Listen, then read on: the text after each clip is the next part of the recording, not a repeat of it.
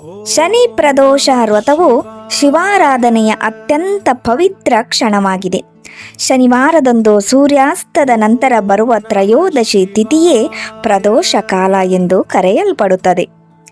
ಈ ಸಮಯದಲ್ಲಿ ಶಿವನನ್ನು ಭಕ್ತಿಯಿಂದ ಸ್ಮರಿಸಿದರೆ ಎಲ್ಲ ದೋಷಗಳು ನಿವಾರಣೆಯಾಗುತ್ತದೆ.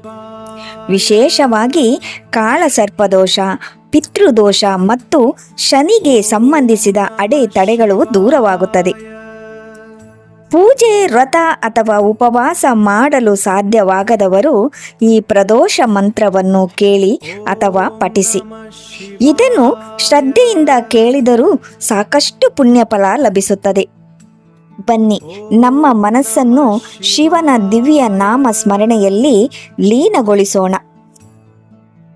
ಸತ್ಯಂ ಬ್ರವೀಮಿ ಪರಲೋಕಹಿತಂ ಬ್ರವೀಮಿ, ಸಾರಂ ಬ್ರವೀಮಿ ಉಪನಿಷದೃತಯಂ ಬ್ರವೀಮಿ, ಸಂಸಾರಮುಲ್ಬಣಂ ಅಸಾರಮಾವಪ್ಯಜಂತೋ, ಸಾರೋ ಹ್ಯಯಂ ಈಶ್ವರ ಪಾದಾಂಬುಜಸ್ಯ ಸೇವಾ, ಯೇನಾರ್ಚಯಂತಿ ಗಿರೀಶಂ ಸಮಯೇ ಪ್ರದೋಷೇ, ಯೇನಾರ್ಚಿಂತಂ ಶಿವಮಪಿ ಪ್ರಣಮಂತಿ ಚಾನ್ಯೇ, ಏತತ್ಕಥಾಂ ಶ್ರುತಿಪುಟೈಃ ಪಿಬಂತಿ ಮೂಢಃ, ತೇ ಜನ್ಮ ಜನ್ಮಾಸು ಭವಂತಿ ನರದರಿದ್ರಃ. ಯೇ ವೈ ಪ್ರದೋಷ ಸಮಯೇ ಪರಮೇಶ್ವರಸ್ಯಃ ಕುರ್ವಂತಿ ಅನನ್ಯ ಮನಸಾ ಆಂಘ್ರಿ ಸರೋಜ ಪೂಜಾಂ, ನಿತ್ಯ ಪ್ರವೃದ್ಧ ಧನಧಾನ್ಯ ಕಳತ್ರ ಪುತ್ರ, ಸೌಭಾಗ್ಯ ಸಂಪದಾಧಿಕಃ ಇಹೈವ ಲೋಕೆ, ಕೈಲಾಸ ಶೈಲ ಭುವನೆ ತ್ರಿಜಗಜ್ಜನನಿದ್ರಂ, ಗೌರಿಂ ನಿವೇಶ ಕನಕಾಚಿತ ರತ್ನಪೀಠೆ, ನೃತ್ಯಂ ವಿಧಾತುಂ ಅಭಿವಾಂಚತಿ ಶೂಲಪಾಣಿ, ದೇವಃ ಪ್ರದೋಷ ಸಮಯೇ ನು ಭಜಂತಿ ಸರ್ವೇ, ವಾಗ್ದೇವಿ ಧೃತವಲ್ಲಕಿ ಸತಮುಖೋ ವೇಣುದವಾತ್, ಪದ್ಮಾಜಸ್ತೋಲ್ಲನಿದ್ರಕರಃ ರಮಾ ಭಗವತಿ ಗೇಯ ಪ್ರಯೋಗಾನ್ವಿತಾ,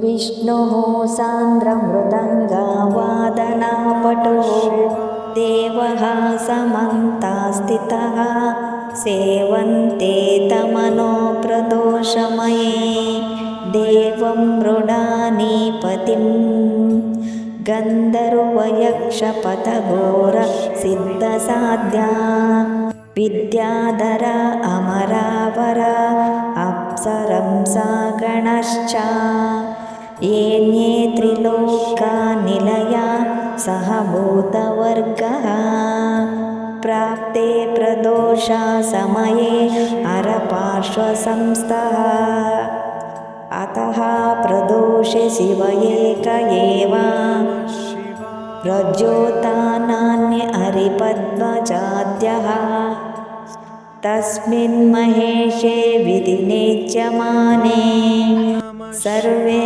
ಪ್ರಸೀದಂತಿ ಸುರಾಧಿನಾಥಃ, ಏಷ ತೇ ತನಯಃ ಪೂರ್ವಜನ್ಮನಿ ಬ್ರಾಹ್ಮಣೋತ್ತಮಃ, ಪ್ರತಿಗೃಹೈ ವಯೋನಿನ್ಯೇ ನಾದಾದಾನೈ ಸುಕರ್ಮಭಿಃ, ಅತೋ ದಾರಿದ್ರ್ಯಮಾಪನ್ನಃ ಪುತ್ರಸ್ತೆ ದ್ವಿಜಭಾಮಿನಿ, ತದ್ದೋಷ ಪರಿಹಾರಾರ್ಥಂ ಶರಣಂ ಯಾತು ಶಂಕರಂ.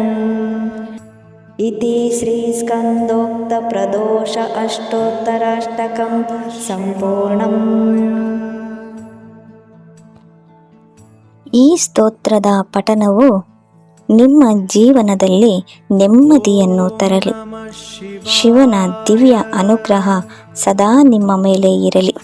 ಈ ಭಕ್ತಿಪೂರ್ಣ ಕ್ಷಣವನ್ನು ನೀವು ಅನುಭವಿಸಿದ್ದರೆ ಕಮೆಂಟ್ ಬಾಕ್ಸಿನಲ್ಲಿ ಭಕ್ತಿಯಿಂದ ಓಂ ನಮಃ ಶಿವಾಯ ಎಂದು ಟೈಪ್ ಮಾಡಿ. ಶಿವನ ಈ ಪ್ರಾರ್ಥನೆಯನ್ನು ನಿಮ್ಮ ಪ್ರೀತಿ ಪಾತ್ರರೊಂದಿಗೆ ಹಂಚಿಕೊಳ್ಳಿ. ಲೋಕಃ ಸಮಸ್ತ ಸುಖಿನೋ ಭವಂತು. ಧನ್ಯವಾದಗಳು. ಓಂ ನಮಃ ಶಿವಾಯ. ಓಂ ನಮಃ ಶಿವಾಯ. ಓಂ ನಮಃ ಶಿವಾಯ.